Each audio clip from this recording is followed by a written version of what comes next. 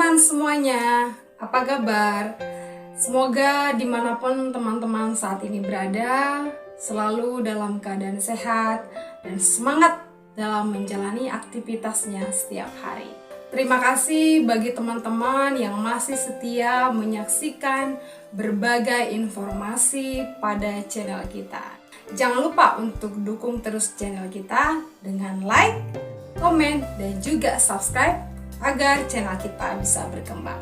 Kali ini kita akan menghadirkan sebuah program terbaru pada channel kita yang berjudul Cerita Kita, Kita Cerita.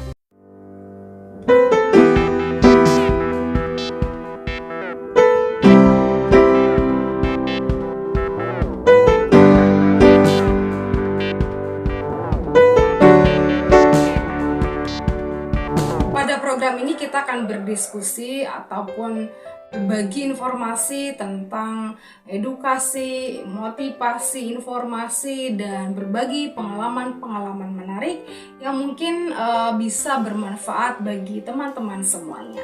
Pada program kita hari ini kita akan berdiskusi tentang sebuah masalah yang sedang marak terjadi di Indonesia di beberapa daerah, yaitu kasus yang terjadi pada beberapa kaum ibu dan beberapa keluarga, dan juga melibatkan anak-anak mereka pada kasus tersebut. Mengarah pada kasus yang terjadi pada beberapa kaum ibu dan beberapa keluarga yang terjadi di Indonesia saat ini banyak menimbulkan berbagai argumen dari tengah-tengah masyarakat kita. Ada yang memberikan argumen bahwa pelaku merupakan sosok yang lemah pendiriannya, tidak beriman, dan pengecut. Ada juga yang berargumen untuk kasus yang dilakukan oleh kaum ibu dengan melibatkan anak-anak untuk mati bersama sang ibu. Masyarakat menilai bahwa pelaku tersebut merupakan pelaku yang egois. Dan beberapa masyarakat banyak yang memberikan argumen bahwa pelaku tersebut layak dikasihani dan diampuni secara sosial karena mengarah pada sudut pandang bahwa tidak semua orang memiliki kemampuan yang sama dalam menangani berbagai masalah. Dan ada juga yang berargumen bahwa tidak baik atau tidak seharusnya membuli pelaku tersebut karena kita tidak tahu masalah yang dihadapi saat itu seperti apa.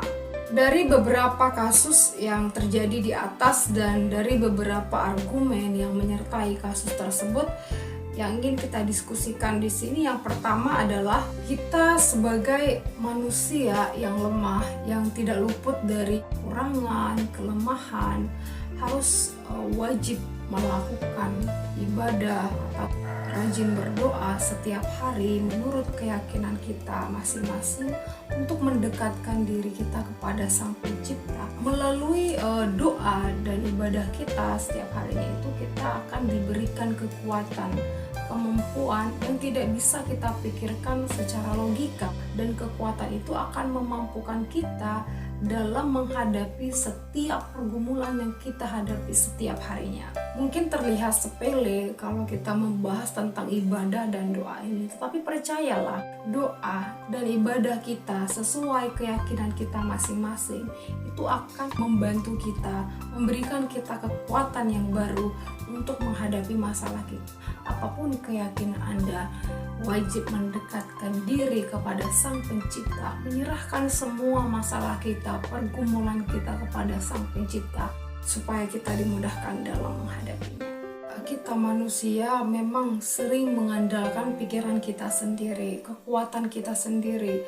Percayalah bahwa kekuatan dan pikiran kita sebagai manusia itu terbatas. Oleh karena itu, doa dan ibadah itu akan memberikan kita kekuatan yang kita tidak bisa pikirkan secara logika bagaimana kinerjanya di dalam hidup kita sehari-hari.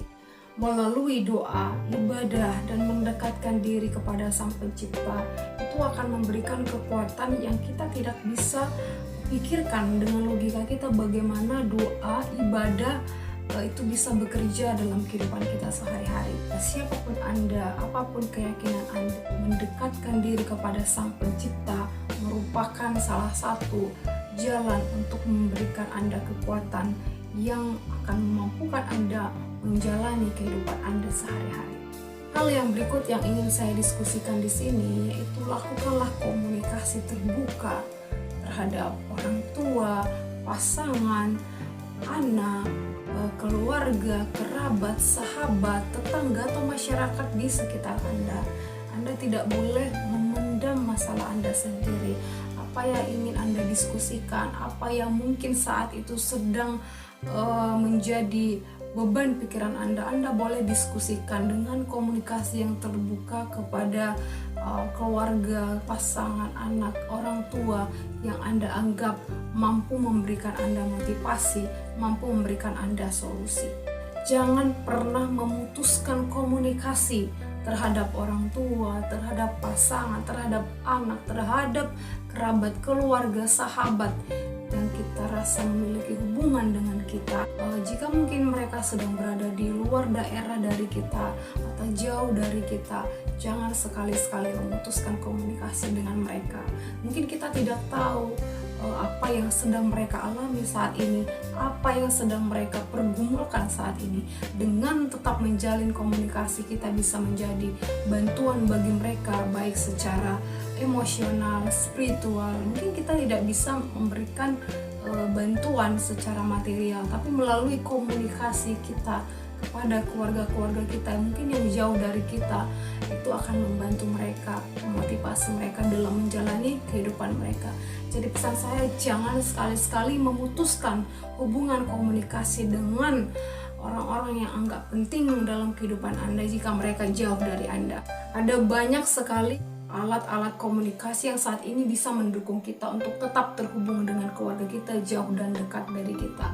Ada WhatsApp, Facebook, Instagram, dan banyak lagi yang bisa kita gunakan. Jadilah pendengar dan supporter yang baik bagi kerabat Anda, pasangan Anda, orang tua Anda, anak Anda, saudara Anda, tetangga Anda. Jangan sekali-sekali memberikan argumen-argumen yang negatif yang bisa menjatuhkan salah satu pihak. Anda bisa memberikan motivasi-motivasi yang membangun terhadap orang-orang yang Anda kasihi. Karena apa?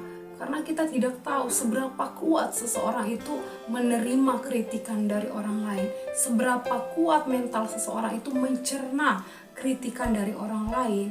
Kita tidak bisa mengukurnya, kita tidak bisa tahu hati manusia itu sekuat apa, pikiran manusia itu seperti apa. Jadi daripada memberikan kritik, ada banyak kita mengalihkannya menjadi sebuah motivasi, masukan-masukan yang membangun, yang bisa menyemangati orang-orang terdekat kita. Kita harus lebih peduli terhadap tetangga kita, mungkin terhadap kerabat kita, terhadap orang-orang terdekat kita. Harus lebih care, lebih empati, lebih bisa bersosialisasi dengan baik. Hindari bersosialisasi atau menjalin hubungan, baik itu komunikasi, dengan orang-orang yang bersifat toksik, orang-orang yang selalu memberikan argumen negatif, orang-orang yang selalu bersifat membuli dan menjatuhkan. Itu hindari. Tidak ada gunanya memperpanjang hubungan dan sosialisasi dengan orang-orang tersebut. Itu akan merusak pikiran kita, merusak hati kita, dan akan menjatuhkan semangat kita. Jadi ketika kita menemukan orang-orang dengan sifat tertentu, kita jauhi, kita kasih jarak. Kita tidak perlu melanjutkan hubungan kita dengan mereka. Kita layak menentukan siapa yang memang layak menjadi teman saya, memang layak dekat dengan saya, memang layak saya jalin komunikasi ataupun sosialisasi. Kita berhak, kita punya hak untuk itu. Untuk beberapa kasus yang menimpa beberapa kaum ibu yang melibatkan anak-anaknya, dari beberapa informasi yang kita dapat itu bahwa ternyata mereka memiliki masalah internal juga dengan pasangan mereka. Benar atau tidaknya informasi yang menyebar pada masyarakat tersebut, ada baiknya tetap kita ambil edukasi yang positif untuk menjadi bahan pertimbangan bagi kita dan teman-teman semuanya. Yang pertama, sesama pasangan harus saling mensupport, mendukung, melengkapi setiap kelebihan dan kekurangan pasangan satu sama lain. Sesama pasangan harus saling terbuka, saling mengasihi, saling bekerja sama dalam membangun sebuah rumah tangga. Rumah tangga itu adalah tanggung jawab suami, tanggung jawab istri, tanggung jawab anak. semua yang terlibat dalam rumah tangga itu saling berkesinambungan untuk bertanggung jawab mempertahankan sebuah rumah tangga itu. Pasangan harus saling bekerja sama dalam membangun sebuah rumah tangga. Seorang suami, seorang istri itu memiliki peran penting masing-masing dalam membangun sebuah rumah tangga sebenarnya. Dalam membangun rumah tangga harus memiliki rasa peka, rasa empati terhadap sesama pasangan. Suami empati terhadap istri, istri empati terhadap suami, jadi harus saling. Saya mau ambil beberapa sampel perilaku rumah tangga yang pernah saya lihat di beberapa kalangan masyarakat. Untuk saat ini saya mau lihat dari sisi prianya dulu ya, suami dulu. Suami pulang bekerja menemukan istrinya di rumah masih berkutat dengan urusan rumah tangga sambil mungkin mengurus anak-anak yang masih kecil. Yang sering saya perhatikan adalah bahwa suami tersebut tidak peka, tidak memiliki rasa empati terhadap istri. Bisa kita berikan sedikit sentuhan kasih sayang atau ucapan-ucapan kasih sayang yang bisa memberikan respon positif ataupun aura positif terhadap pasangan kita, dalam hal ini terhadap istri gitu. Pulang bekerja menanyakan kabar istri, apakah dia sudah makan, apakah hari ini dia lelah, apakah anak-anak hari ini bisa diajak bermain atau susah diatur, bagaimana dia menjalani hari ini, apakah yang bisa dibantu. Bisa mungkin kita dengan sentuhan-sentuhan fisik yang tulus, yang kecil-kecil saja, misalkan mencium tangan, mencium kening, mencium pipi, atau mungkin sekedar pijat bahu. Itu sebenarnya hal-hal yang sangat kecil yang bisa dilakukan oleh pasangan terhadap pasangannya. Tetapi dari beberapa masyarakat yang saya temui dan yang saya lihat, bahwa fenomena itu masih terlihat tabu untuk dilakukan seorang suami terhadap istrinya. Padahal sebenarnya itu adalah salah satu bentuk dukungan atau support yang kecil tapi bermanfaat dan berdampak besar kepada sang istri untuk membangkitkan kembali semangat dia, yang mungkin dia juga sudah lelah bekerja seharian di dalam rumah, yang tidak pernah selesai mengurus anak-anak, mungkin memperhatikan anak-anak dan lain sebagainya. Yang ada saya lihat bahwa sang suami pulang kerja, mandi, udah langsung megang handphone, gadget dan lain sebagainya. Ada bahkan yang masih main game atau hanya sekedar melihat sosial media. Ada lagi yang udah melihat istrinya repot dan segala macam. Dari tadi ngapain aja sih di rumah, satu harian pekerjaan tidak selesai-selesai sampai saya pulang. Nah, kalimat itu ditambahkan pula kepada istrinya dan itu malah membuat sang istri merasa sangat tertekan dan tidak dihargai. Nah, itulah yang akan menimbulkan permusuhan secara diam-diam dalam rumah tangga. Iya, kalau misalnya istrinya seorang yang transparan, langsung, kamu kok ngomong gitu sama saya, kamu maksudnya apa ya? Itu untuk istri yang langsung transparan, terbuka. Bagaimana kalau istri dengan sifat yang suka memendam, dia memendam semuanya dalam hatinya, menumpuk-numpuk, dan pada akhirnya dia tidak sanggup menangani pikirannya sendiri sehingga terjadilah hal-hal yang tidak diinginkan. Itu harus menjadi bahan perhatian kita sebenarnya.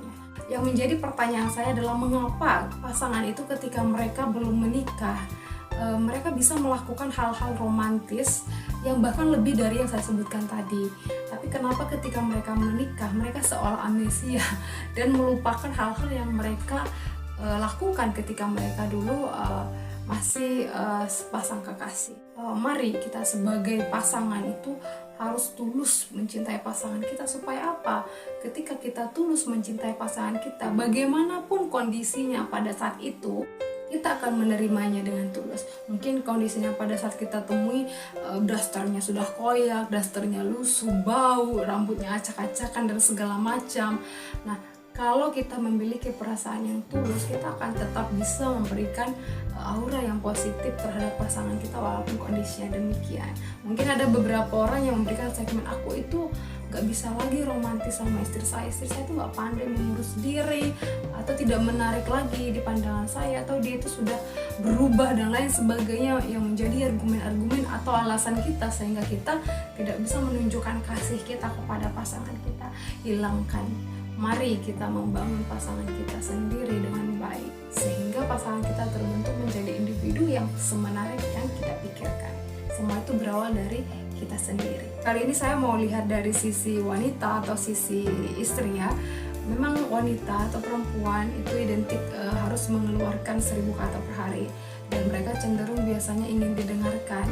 Nah, solusi untuk beberapa wanita, mungkin tidak selamanya kita bisa membagikan semua hal dengan suami kita, dengan pasangan kita.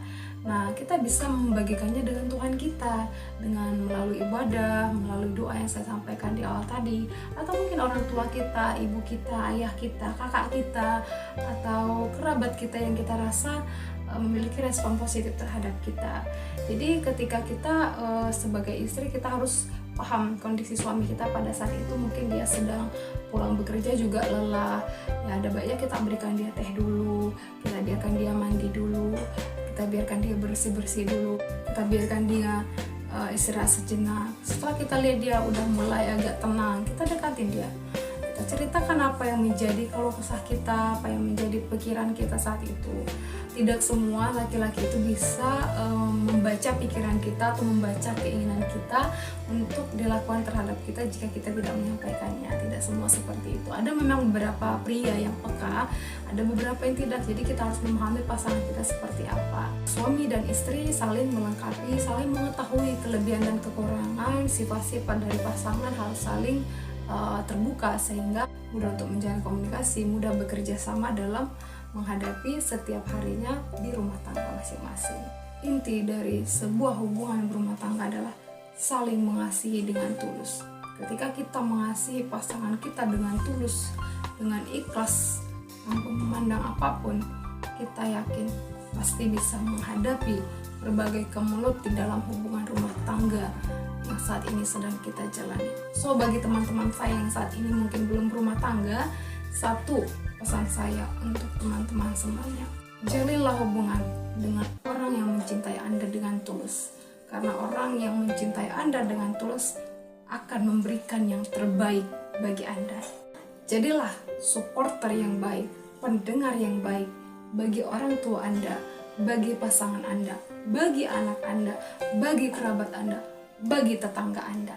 So, teman-teman semuanya, demikian informasi yang bisa saya bagikan, dan diskusi kita hari ini semoga bermanfaat bagi teman-teman semua.